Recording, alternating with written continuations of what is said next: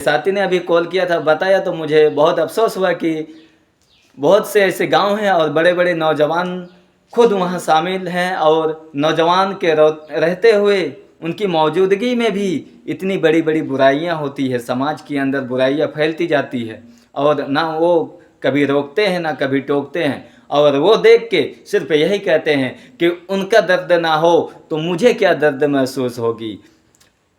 बात दरअसल ये है कि अगर कोई कहा जाए कि आपके समाज के अंदर आप लोगों के होते हुए इतने बड़े नौजवान आप लोग रहते हुए भी आपके समाज के अंदर इतना बुराइयां और बिगाड़ पैदा क्यों हो रही है, तो उनका कहना है कि उनका जब दर्द नहीं होता है तो फिर हमें क्या, उनका जब दर्द नहीं होता है तो फिर हमें क्या होगा।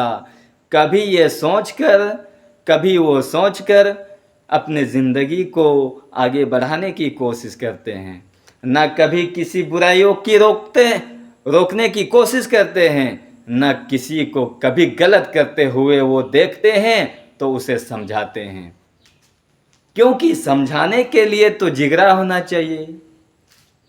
कलेजा हाथों में रखकर उन इंसान के सामने भी जाना पड़ता है मेरी जान, क्योंकि समाज को अगर ठीक करना है तो अपने सीने के जो कलेजा है वो एक हाथों में लेकर चलना पड़ेगा, क्योंकि समाज है भाई। हम तो देखते हैं लेकिन हम क्या कहते हैं, अरे उनका दर्द नहीं होता है तो फिर हमें क्या फर्क पड़ता। अगर ऐसा हम कहते जाएं तो फिर हमारी समाज कहां तक जाएगी, कभी तरक्की कर सकती है क्या।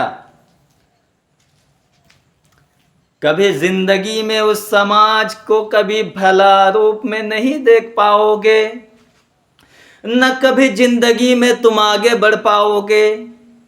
तुम जहां कहीं भी जाओगे, जिस समाज के अंदर तुम पांव रखोगे, वहीं तुम्हारा ही चर्चा होगा कि उस समाज के लोग हैं ये, उस गांव के लोग हैं ये नौजवान तो उस समाज के रहने वाले हैं, ये नौजवान उस गांव से ताल्लुक़ रखते हैं।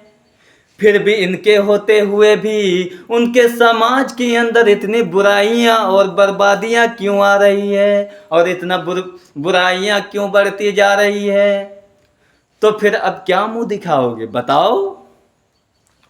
उस टाइम तुम अपने शकल कैसे दिखाओगे उन लोगों के सामने, जब 10 आदमी बैठ के एक जगह वो चर्चा करे हमारे समाज के बारे, हमारे मोहल्ले के बारे में। फिर हम उस चौराहे के अंदर में गुजरने की जब हमारी बारी आए तो उस बात को जब मैं अपने कानों से सुनूं तो मैं कैसे घर सही सलामत पहुंचूं। हमें तो ऐसा महसूस होगा कि हम कहीं फांसी में लटक के अपने जान गंवा दें। लेकिन आज के नौजवान, आज के समाज के लोग कभी इस चीज को कभी गौर फिक्र नहीं करते हैं, न कभी ध्यान देते हैं। बस उसे इज्जत का कोई परवाह नहीं होता, न कोई उनका ख्याल रखते हैं। वो सिर्फ अपने माल व दौलत और अपनी इज्जत और शोहरत के पीछे पड़े रहते हैं।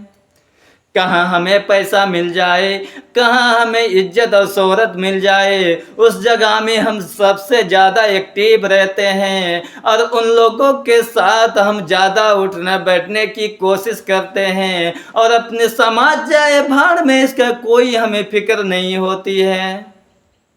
ऐ नौजवानों, तुम कभी भी तुम अपने जिस्म पर और अपने सीने पर हाथ रख के तुम ये सोचो कि कभी तुम्हारी बारी अगर आ जाए तो तुम क्या सोचोगे। अगर तुम्हारे घर के अंदर अगर ऐसा वाक़या अगर हो जाए तो तुम क्या सोचोगे बताओ। जिंदगी में कभी जब अपने बारी का अगर टाइम आ जाए तो बहुत ऐसे सोचने में तुम मजबूर हो जाते हो। और यही अगर समाज की दूसरों की अगर बात अगर आ जाए तो कोई फिक्र नहीं। तो मैं सबसे ज़्यादा हर समाज के, हर गांव के नौजवानों को मैं यही कहूँगा कि अपने गांव समाज और अपने साथियों को सबसे ज़्यादा यही चीज़ समझाने की कोशिश करें और समाज को अच्छा बनाने की कोशिश करें। अस्सलामु अलैकुम व रहमतुल्लाहि व बरकातहू।